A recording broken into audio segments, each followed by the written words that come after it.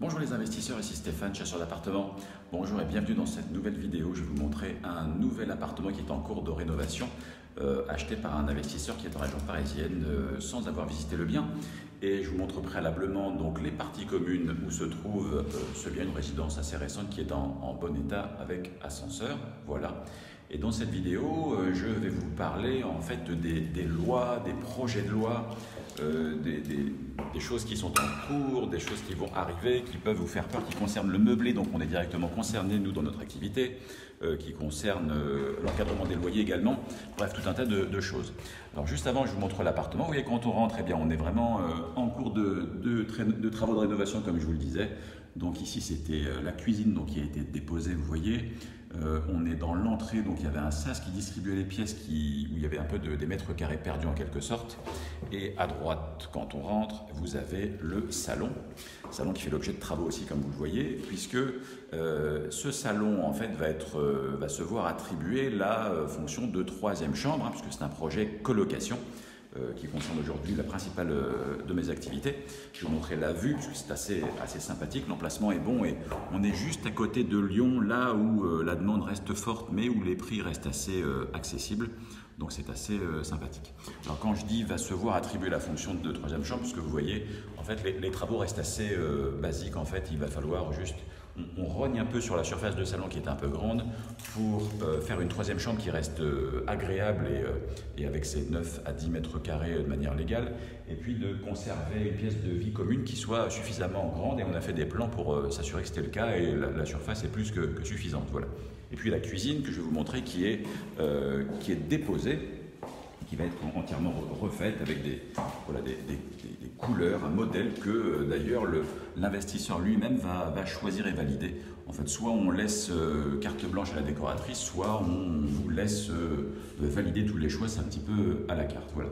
Alors je me sers de ce projet, cet appartement en projet de rénovation, enfin en cours même on peut le dire, vous voyez, pour vous parler d'un sujet qui a été évoqué d'ailleurs par un de mes clients investisseurs, qui concerne les lois, les changements de loi, les projets de loi. En ce moment, il y a des choses qui concernent le meublé, donc on est directement impacté. Il y a des choses qui concernent la loi Allure, la loi Élan, avec des projets d'encadrement de loyer. Donc là aussi, on est directement concerné, puisque aujourd'hui, on peut louer à un certain loyer, mais si demain c'est encadré, comme ça a eu été le cas à Lille et à Paris, eh bien, ça peut impacter directement la rentabilité. Et je vous parle de ça, pourquoi? Eh bien parce que quand moi aussi j'ai commencé à investir pour mon propre compte, c'était en 2005, déjà la question se posait. Et je me suis renseigné auprès des personnes en me disant, mais est-ce que je vais me faire reprendre tous les avantages par les impôts? Est-ce que ça vaut le coup d'investir finalement, puisque ça bouge tout le temps et c'est difficile de se projeter? Hein, on a coutume de dire que l'investissement immobilier, il doit être vu comme une vraie entreprise à part entière, avec un chiffre d'affaires, avec des rentrées, avec des choses, un prévisionnel en quelque sorte. Mais si la fiscalité, elle vient changer tous les plans tous les 6 mois, elle est très fluctuante, eh c'est pas facile d'agir comme un chef d'entreprise qui se doit d'avoir une vision à long terme et puis une visibilité, une lisibilité sur les 10, 15, 20 années à venir. Alors, je vous parle de cela puisque déjà, moi j'ai la réponse et les investisseurs qui font appel à mes services ont leur réponse aussi. Il y a deux choses en fait. Déjà, cette question, elle se pose tout le temps. Elle se pose tout le temps, elle s'est toujours posée, elle va continuer à se poser à mon avis. Donc ça c'est le premier point. Donc il va falloir trouver la réponse. Ça c'est la première chose, ce n'est pas un cas unique aujourd'hui qui se passe et qui n'arrivera plus. Il va falloir trouver une réponse et statuer. Et la deuxième chose, donc, quel est l'intérêt majeur, quels sont les intérêts majeurs de l'immobilier et dans quelle mesure c'est impacté finalement par ces changements de loi et la fiscalité? Alors, à mon sens, déjà, l'immobilier, ça reste et ça restera toujours éternellement un pilier d'enrichissement, puisque c'est le seul support qui vous permet d'emprunter à la banque pour bénéficier de l'effet de levier, et puis d'avoir recours à des locataires qui vont soit rembourser intégralement, soit participer au remboursement de votre dette. Donc ça, c'est le premier point. Vous avez une valeur d'usage aussi que l'immobilier apporte, c'est-à-dire le fait de servir de toit à un proche ou à vous-même s'il a vu le veut un jour, qui n'existe nulle part ailleurs. Et vous avez néanmoins encore un rendement si vous mettez en perspective la somme, l'apport que vous mettez, qui idéalement est le moindre possible avec les revenus que vous avez en face, c'est inégalé si on le compare à tous les autres placements. Donc oui, c'est indéniable que la fiscalité peut venir rogner et rendre moins intéressant votre projet, mais néanmoins, il va rester plus intéressant que tout le reste. Donc, moralité, selon moi, il va falloir néanmoins se lancer, on achète et puis on avise. Par ailleurs, on n'est pas... En fait, il y a deux choses principales. Soit, si vous payez plus d'impôts, si vous payez des impôts suite à ces changements, ça veut dire que déjà, vous encaissez des revenus, vous encaissez des loyers, donc ça reste quand même une bonne nouvelle. Ne vaut-il mieux pas payer des impôts sur une somme nouvelle que vous encaissez, sur un revenu complémentaire que vous avez créé, qu'il ne se passe rien du tout? Donc ça, c'est la première question. Et puis deuxièmement, en fait, il y a des solutions, il y a des plans B, c'est-à-dire que vous n'êtes pas figé si vous avez un appartement. Si vous qui m'écoutez, vous êtes déjà propriétaire depuis de nombreuses années, enfin, j'en vois qui laissent leur appartement vacant parce qu'ils ont peur de l'imposition. Ça me semble quand même aberrant. Donc, quels sont les plans B, quelles sont les solutions? Eh bien, tout d'abord, si vous êtes propriétaire en nom propre, rien ne vous interdit de revendre à une société que vous auriez créée. En quelque sorte, c'est le fait de se revendre à soi-même, mais c'est encadré, c'est en toute légalité, il y a un notaire qui valide le tout, il faut respecter des règles, c'est-à-dire notamment d'être au prix du marché quand vous vous revendez, et non pas vous faire un prix arrangé trop bas ou trop haut selon ce que ça vous arrange, mais c'est une solution, le fait d'exploiter l'appartement finalement en société, avec une imposition en société, que le fait d'être en nom propre. Ça, c'est le premier point. Ici, on a parlé du meublé. Alors, rien ne vous interdit non plus de basculer un appartement du meublé, comme ça va être le cas ici en colocation, en non meublé. Et finalement, profiter des avantages du déficit foncier, avec une notion de défiscalisation et d'absence d'impôt sur les revenus fonciers avec toutes les charges financières et non financières.